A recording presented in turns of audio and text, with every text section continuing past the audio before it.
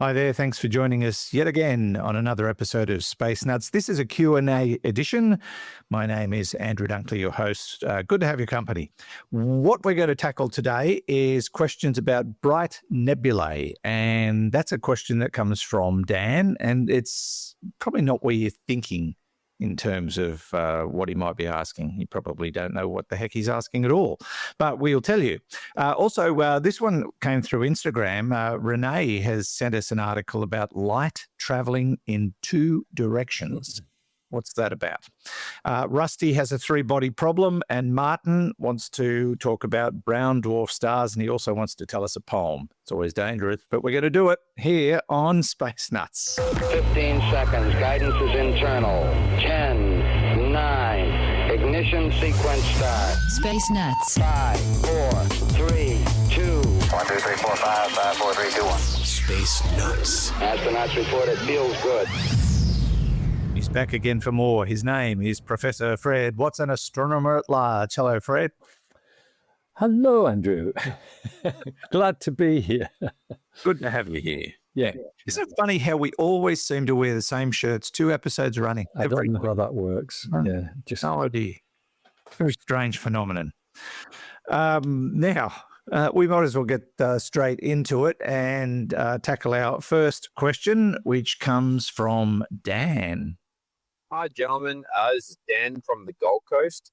I just wanted to know, with some of the bright, kind of more colorful nebula, like the Carina, Helix, Cat's Eye, that kind of stuff,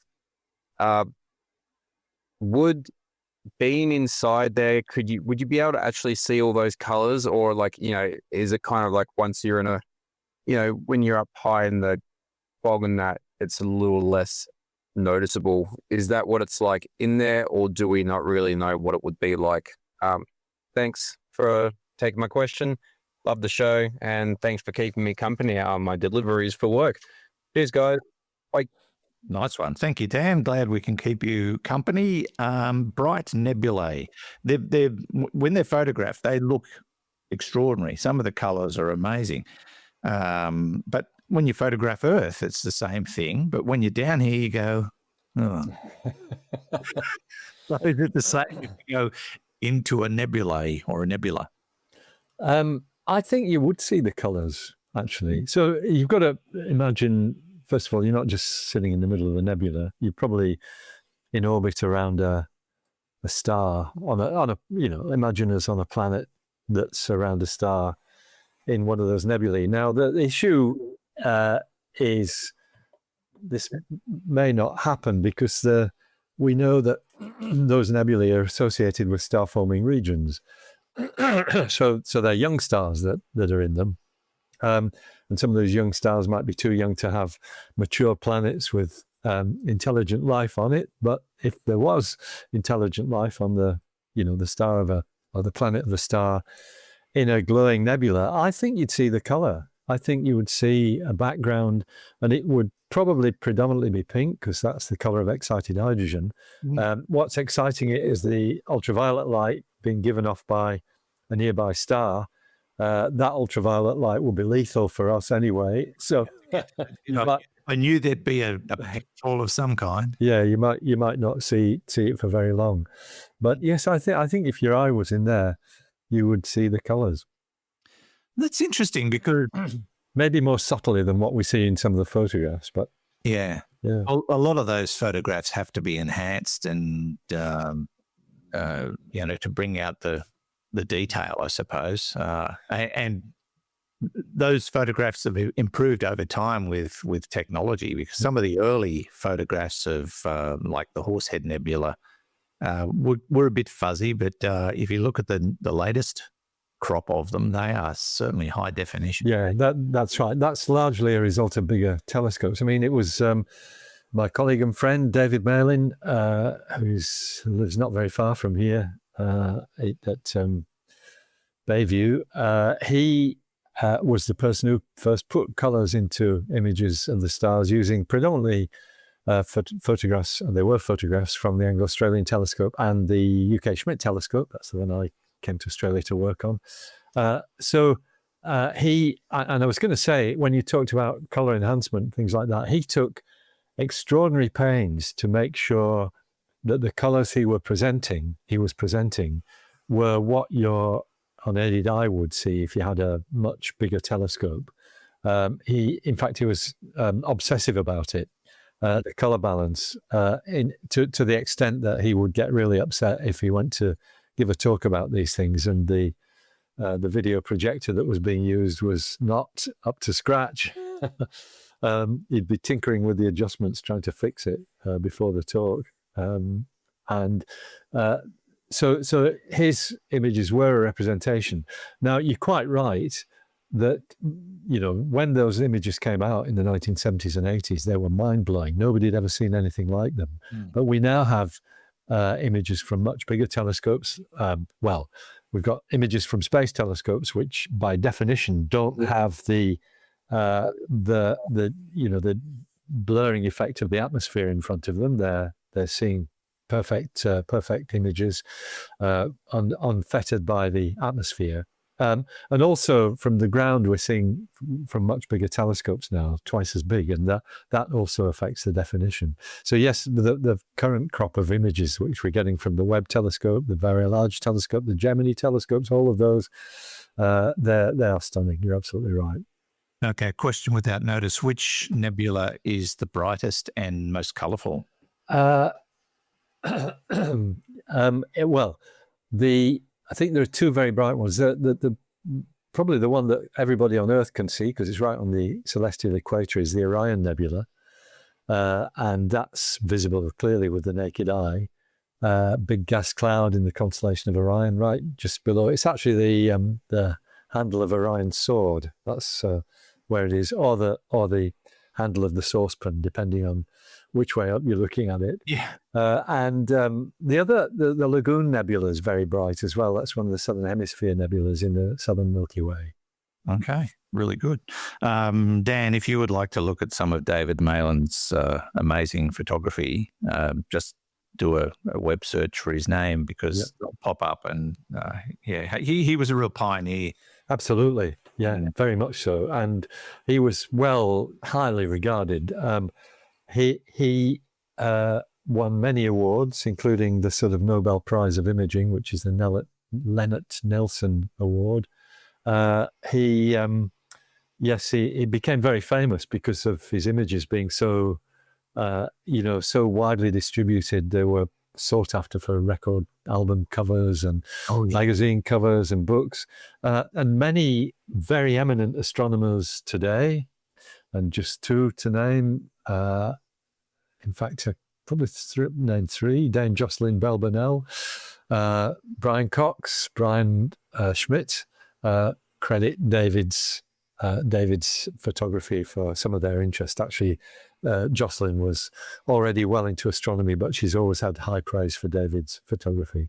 Yeah, I'm sure David would not be a fan of the cameras on an iPhone, because I read an article today just to learn a bit more about how to use the camera on my phone. And I found out that because of the artificial intelligence that's built into them, they do tend to not produce what is really seen. I mean, to an unaided eye, it looks like the photo that you took, but the way the artificial intelligence works, it takes a very educated guess as to what you're photographing and fills in the blanks.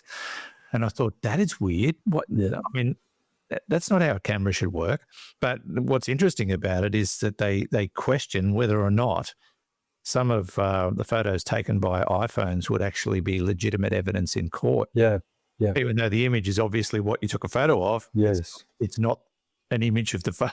It's not the photo. It's not a genuine representation of what the thing looked like. Yes. Yeah, it's quite incredible. Thanks, Dan. Good question, and keep on trucking or vanning or whatever it is you do. 3, 2, 1. Space nuts. Now, our next question sort of came about by accident. I was just sort of milling around on the interwebs over the weekend, and I saw a little one, and the little ones that are on your smart devices. And I thought, oh gosh, someone sent us a message through the Space Nut Instagram page, which I very rarely look at, and it was Renee. Hi, Renee. And she said, I found this article. Maybe you guys could have a talk about it. That was the question. The article was about how physicists have uncovered evidence of two arrows of time emerging from the quantum realm. Now, this is getting into tricky science, Fred, but light is always an intriguing subject. So I thought we might have a talk about this one. Yeah, it's, it's time we're talking about, not light. It's actually time flowing. Oh, sorry, I said light. Time.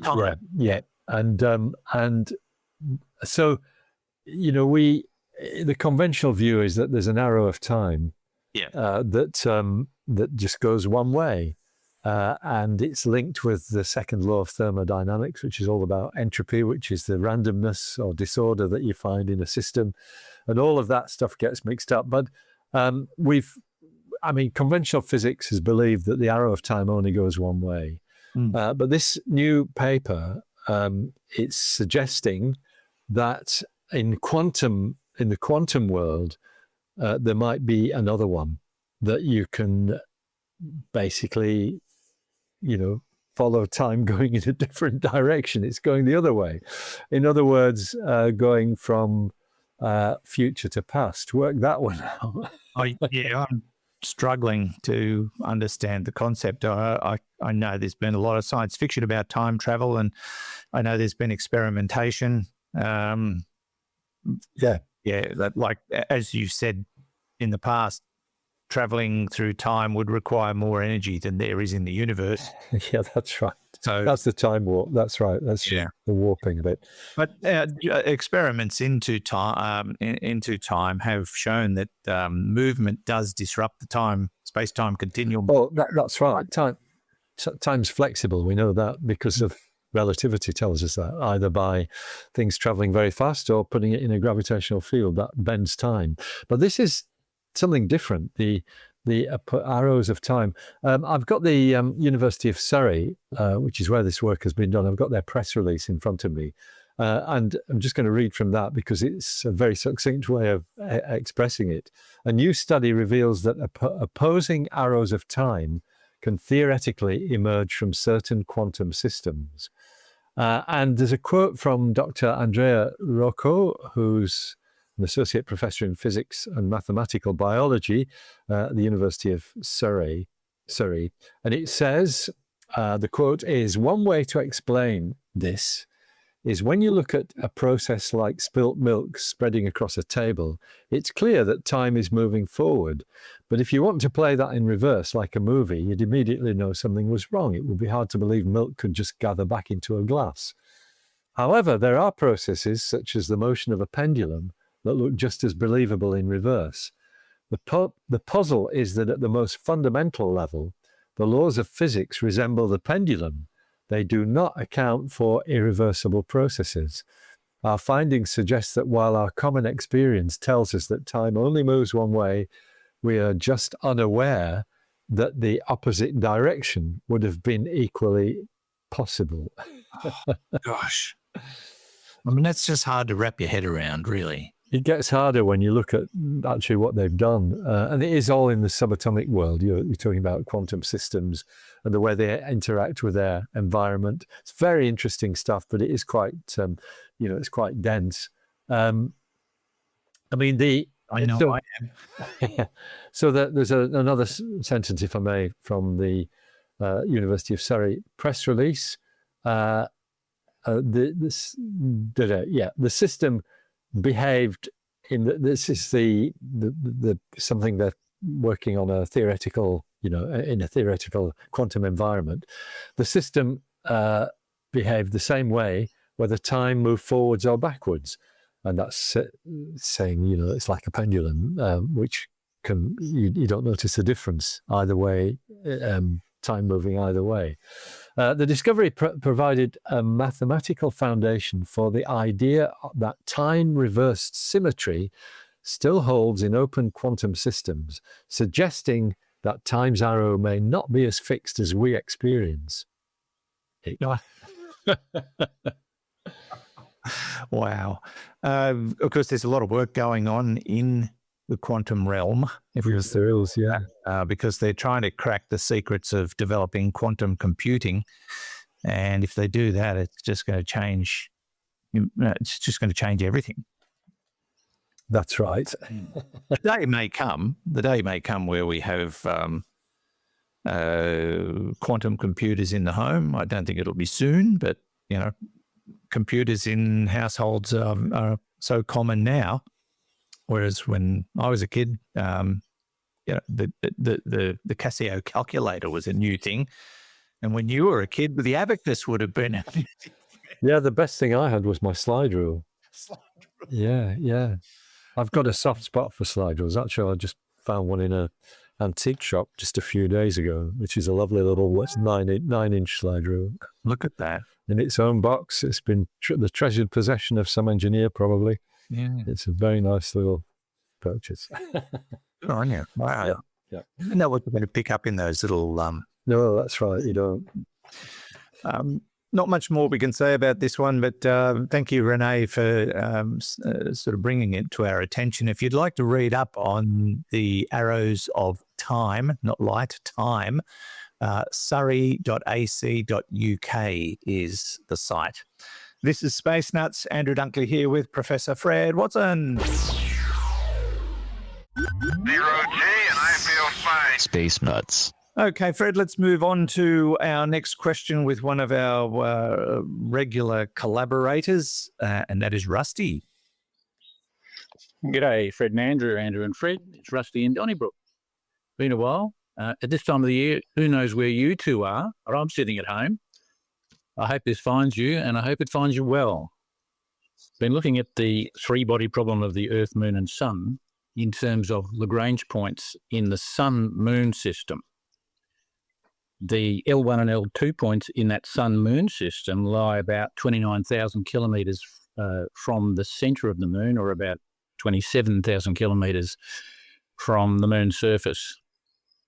If the Moon was orbiting the Sun without the Earth, they'd be pretty stable, but the Moon goes around the Earth at about with an orbital speed of about 1 kilometre a second, and the two of them travel around the Sun at about 30 kilometres per second. So the impact on L2, for example, in the Sun-Moon system would be fairly slight. And the impact of the Earth-Moon L1 and L2 positions, which are about 4,000 kilometres further out from the Moon, would be probably the biggest effect there. They would have the distorting effect. The question is, the Sun-Moon L2 point, perpetually shaded by the body of the Moon, would that not be a great place to have a habitat? It would shelter, it'd be healing there from solar weather, and to build it lighter, say 50% lighter probably, wouldn't that be a great place to have a habitat? Anyway, I'd love to hear your comments on that one. And I've really been enjoying your show. I haven't had a chance to say anything. Cheers. Thanks, Rusty. Nice to hear from you. Yes, we're in the country together at the same time for a change, but it's only for a short while.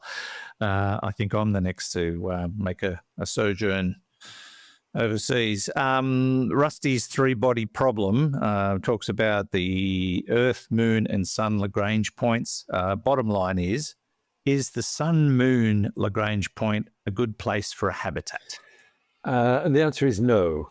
Oh, gee, I thought it would go the other way. No, and Rusty's already put his finger on it. They don't really exist, those Lagrange points, because they're completely unstable. The fact that you've got the Earth right next door, if it was just the Sun and the Moon, yes, that would all be great, all would work. But you've got this massive object, the Earth, 80 times the mass of the Moon, 380,000 kilometers away, and it basically just disrupts the Sun-Moon Lagrange points. So it's got really no stability worth speaking of, and so it wouldn't be a good place to try and put a spacecraft. So you do, in fact, have with the sun, the Earth, and the Moon a three-body problem.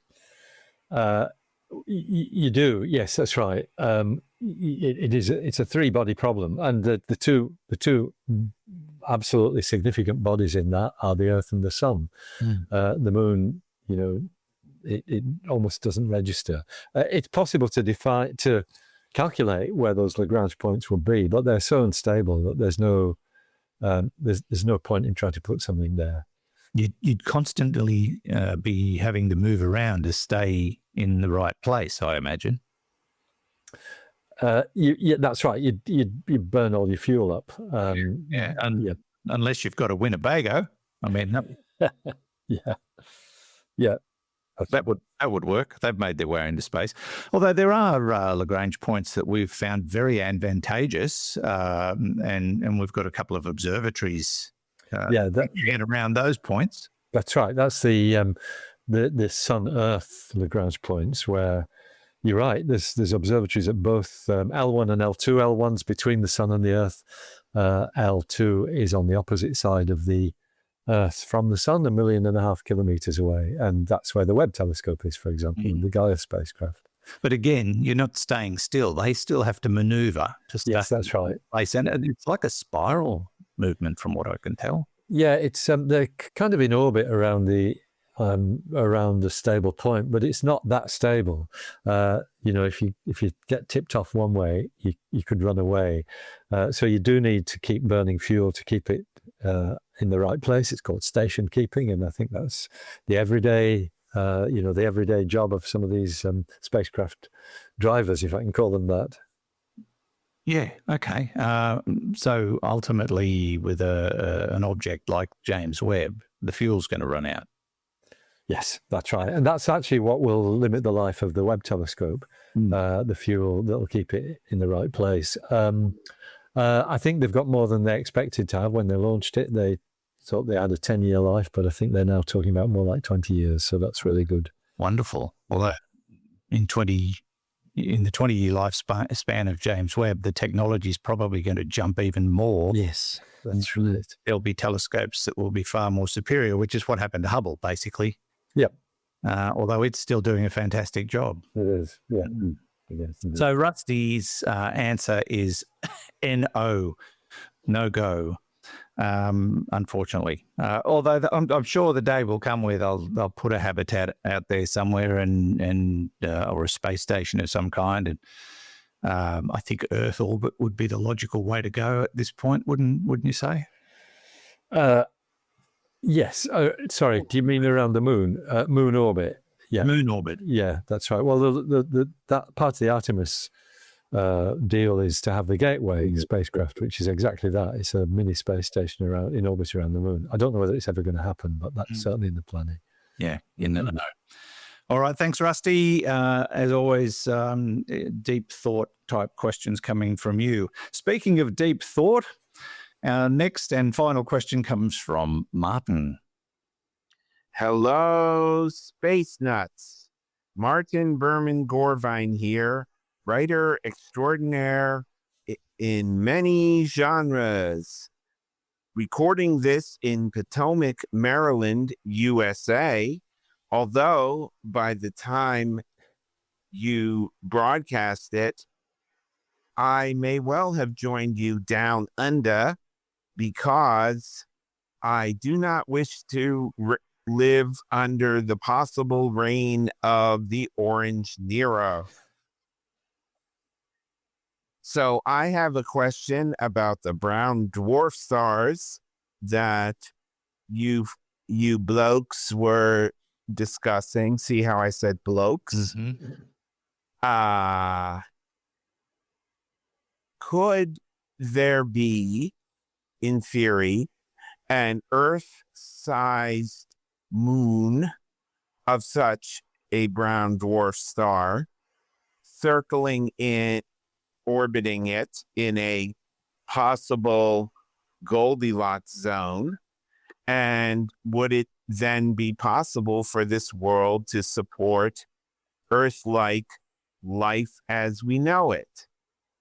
If the answer be yes, what would the brown dwarf star look like in its sky?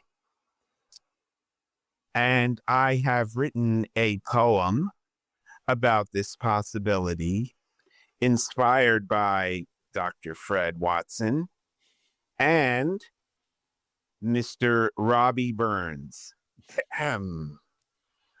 All that I know of a brown dwarf star is it can glow, but not very far.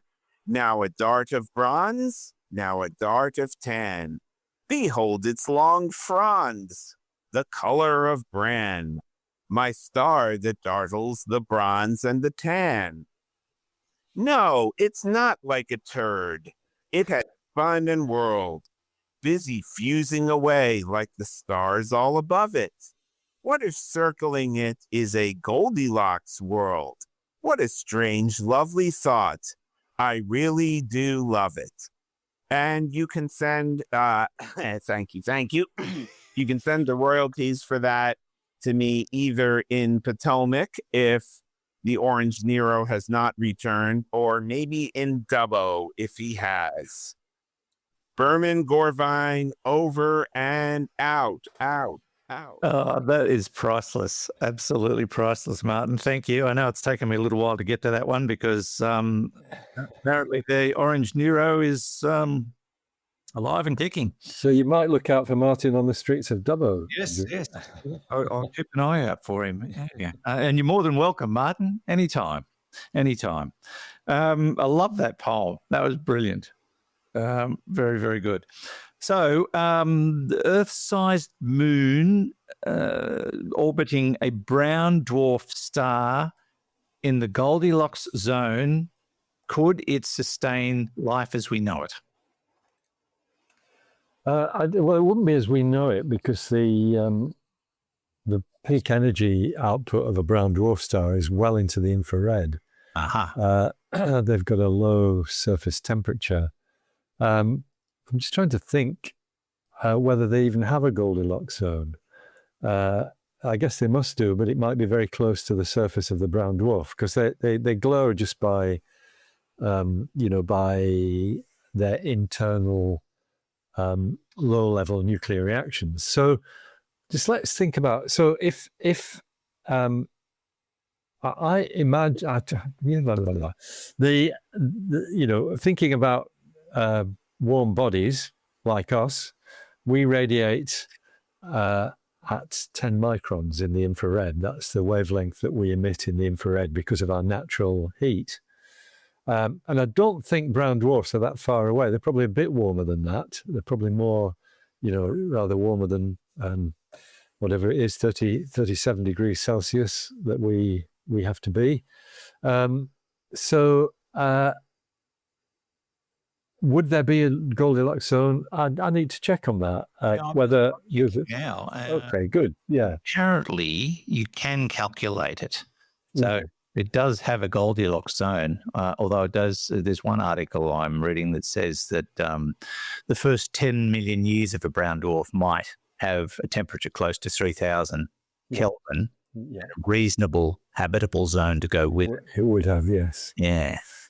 But look, I haven't got anything in terms of. Yeah, that's a young brown dwarf. So old brown dwarfs, you probably forget it. Yeah. The habitable zone is on the surface. They do have weathered brown dwarf stars. Do they? Yeah. One of my colleagues, Chris Tinney, before he became an expert on extrasolar planets, used to study brown dwarfs, and I think one of his papers was about the weather on brown dwarfs. Okay. Well, there's a graph there that gives me an indicator of a habitable zone around a brown dwarf, but I don't understand it. It's got all these 10 to the 5th, 10 to the 6th numbers. Yeah, right. I better have a look at that. Yeah.